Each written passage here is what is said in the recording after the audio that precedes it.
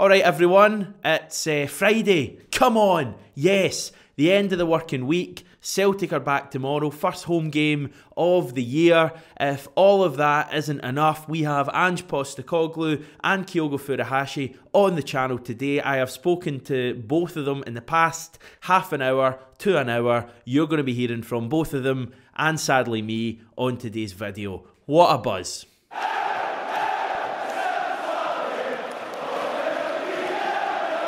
In fact, will we just begin with that? Two questions we got to ask the manager.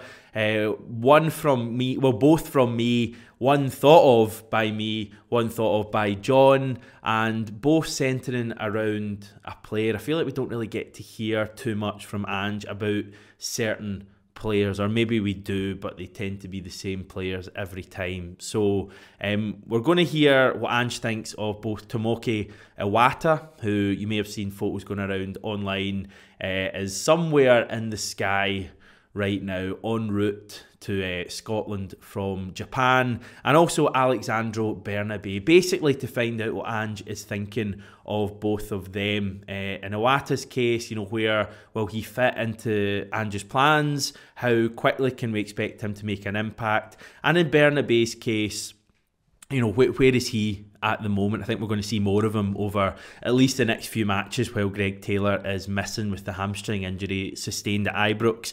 Bernabe one was interesting because Ange did give an interesting insight, I thought, after the game to the BBC when he said, I had the option of bringing on Berna, but I thought with the game, the way it was going and the atmosphere here, that I didn't want to put Berna in yet. So no real drama there, as Ange was keen to point out to me earlier on, and plenty to be hopeful about for our new summer signing. So you'll hear from the manager very shortly. Before then though, what about a summer signing from the previous season? It's December's Player of the Month, Kyogo Furuhashi, and me. Hi Kyogo. You obviously scored a late goal at Ibrox on Monday. It was interesting for fans because you ran to get the ball from the net and ran back to the centre circle. I guess it was such an important goal, but you still felt as if you wanted to win the match. どのゲームも勝つためにプレーしてますし、勝つことで皆さんが笑顔になってもらえると思うので、1分でも1秒でも惜しかったので、どの試合でもああいう状況だったらああいうプレーをしていると思います。And we're up to 6 Japanese players, 6 different Japanese players. You were obviously the first to arrive. It must be, you know, quite an exciting time. まあそうですね。日本人もたくさん来ましたし、他にもたくさん選手がいますし、みんなでいいものを、このクラブのためにいいものを、いいプレーをして、まあいい景色をみんなで見れたらなと思ってます。Hi Ange, we signed Tomoki Iwata a week ago. He's a pretty versatile player, he can play in a number of positions. Where do you see him fitting into the team? Could we see Callum McGregor moving forward potentially? And is he someone you think can make an impact straight away, or is it a signing more geared towards next season? A little bit of everything, you just said. So he can play multiple positions, which I think will help us. You know, we've tried to sign, you know, 2 or 3 players recently who can do that for us, because I think it's important from a squad perspective, and we're always going to be a club that's going to have a heavy fixture schedule, so having guys who can play, you know, in more than one area, I think helps you in terms of maintaining performance. And obviously knowing Tomoki well, I think for us he could play, you know, 2 or 3 roles equally comfortable. Where he settles, we'll see. You know, that could depend on team balance, could depend on his development, where he's most comfortable in our system. What I do know about him is that he's a real, you know, intelligent guy, and he'll take it all in, and he'll push himself to get up to speed as quickly as possible, and he'll be keen to make an impact as soon as he can. But you know, I think he arrives tonight, so hopefully he'll be at the game tomorrow and sort of get a taste of it, and then we'll start working with him and you know, see how we go. The other player I wanted to ask you about was Alexandro Bernabe. I know you said after the game on Monday that you just didn't want to put him into that kind of game at this stage. It's clear there's a lot of potential in the player. I think he carries the ball really well. How has he settled into Scotland over the past 6 months, and what hopes do you have for him going forward? Yeah, no, he's fine. No, I mean, don't misinterpret my comments. The reason I put Josip in is because I had an international footballer who'd played in that position at that ground a year ago very well, just come off a really successful World Cup. That was the reason, the decision. It was it wasn't so much about Alessandro, because again, you know, everyone knows the kind of atmosphere you get in these games, particularly away from home. We already had Alistair Johnson come in and making his debut, and I just felt that, you know, at that point of the game, to start with, I thought Josip was the better option for us. To be honest, if Greg hadn't got up, Alessandro would have started at left back with no issues for me. It's different coming on mid-game than it is at the start of the game. So, no, I'm really happy with him. You know, he's a really exciting player for us. We knew when we brought him in, to be honest, he's probably played more than I think he would have, but in terms of his progress, he's probably played less than he's deserved because Greg Taylor's been outstanding.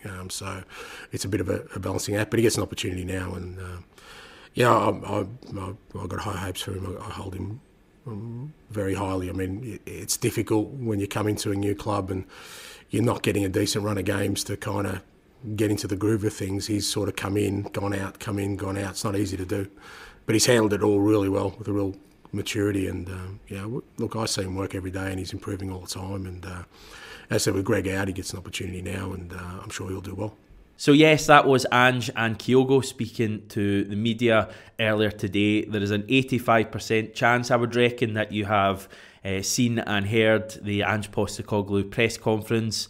I've not had a chance to kind of rewatch it. We're not allowed to record it or anything, so I just get it, you know, first hand. But I thought he was in really good form today. I think there's a fair few clips from it that will be getting shared around the various Celtic and even non-Celtic Twitter pages and Facebook pages, and I guess TikTok and all of those things probably right now. Hi everyone, I'm interrupting myself several hours later in the day, just after these Ange comments have gone pretty big, even bigger than I'd kind of anticipated earlier. Just when I was editing the video, it kind of dawned on me that I couldn't really put a video out and not touch on them at all. If you are in the 0.1% of the population who haven't heard what Ange had to say, he gave this incredible answer, one of the best answers he's given in his time at the club. Have a wee listen to this. It's a penalty. Yeah, so, you know. I mean, I've seen sort of people do all sorts of mental gymnastics trying to show why it's not a penalty, which probably suggests it is. Just stop trying to find a reason it's not. If it wasn't, it'd be a simple explanation. You know, it's again, it's one of those things where you know, you kind of, I guess, and I don't think it's just confined to us as a club. I think there's other clubs probably in the same boat where it's just really confusing now for sort of players in the box to know what they can or can't do, because it seems that it changes depending on, you know, who's in charge of, you know, the decision-making process, because there's been zero consistency in the decisions being made. So now again, my view on this has always been, and is for 25 years of coaching and managing, yeah, I've always abided by the referee's decision. I think, you know, again, you'd be hard-pressed to find me really criticising any referee in my whole tenure as a manager, but because I've always believed these things even themselves out. They're human beings. They make mistakes. We make mistakes. Players make mistakes.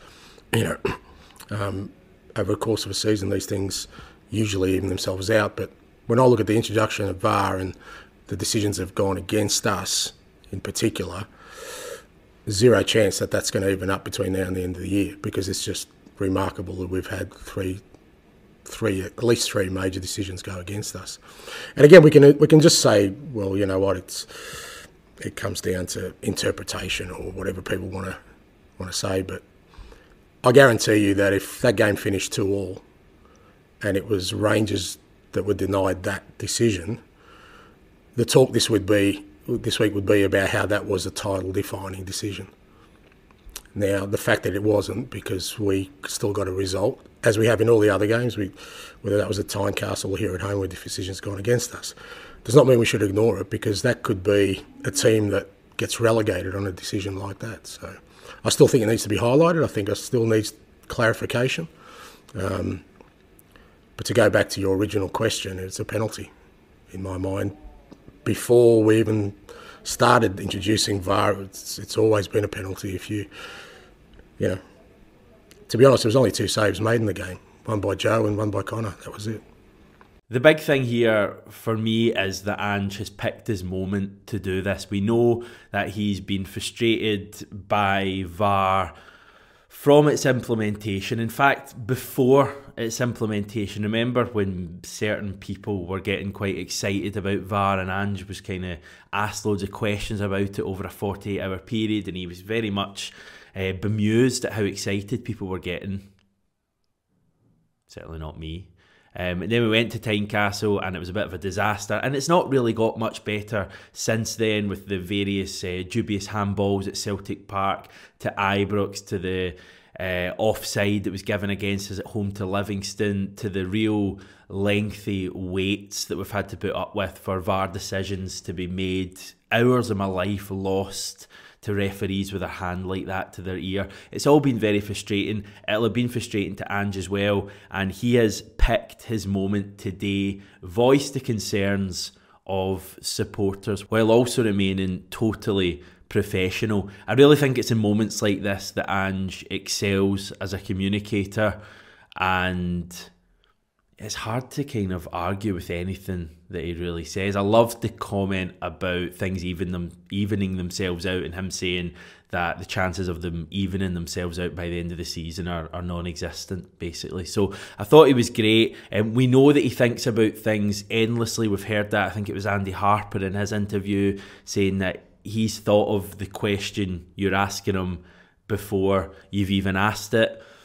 And I think he's picked his moment really today to speak openly about VAR. Whether anything comes of it, who knows? But I think it almost, you know, at the very least gets across what supporters are feeling and really gets people going, I think, for tomorrow's game. So I thought it was the perfect time to go for it.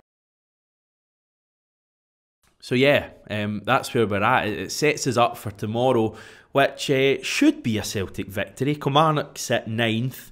At the moment, they arrive at Celtic Park on a decent run, having taken 8 points from their last 5 matches, but they do have the worst away record in the league. Of those 20 points they have gained so far this season, 18 of them have come at Rugby Park, just 2 from a possible 30 away from home. For comparison, we've taken 28 points on the road.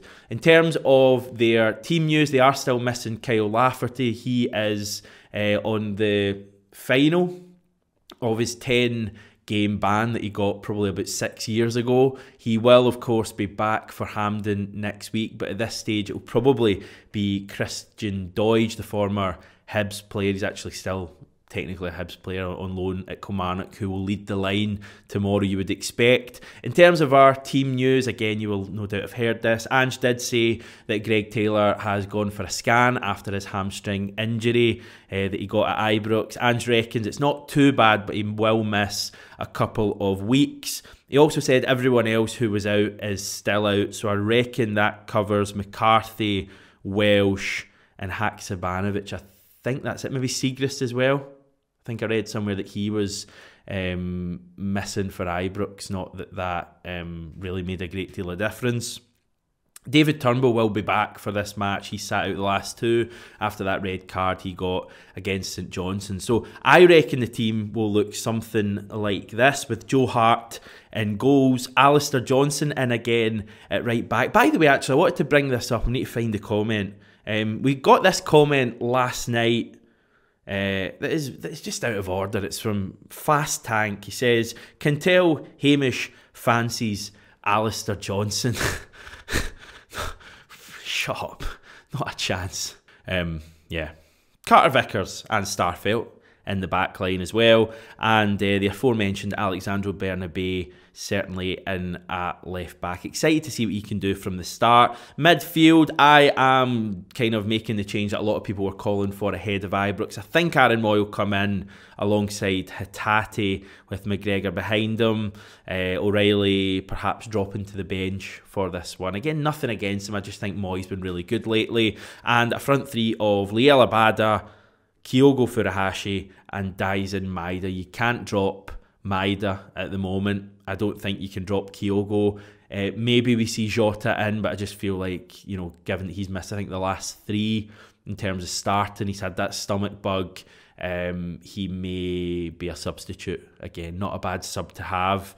Officials wise, should we lower the tone and chat about them? Referee Nick Walsh, assisted by Sean Carr and Andy Milne, with the 4th official Peter Stewart. The video assistant referee, aka VAR, is Kevin Clancy, and he'll be assisted in the wee studio at Clydesdale House by Andrew McWilliam.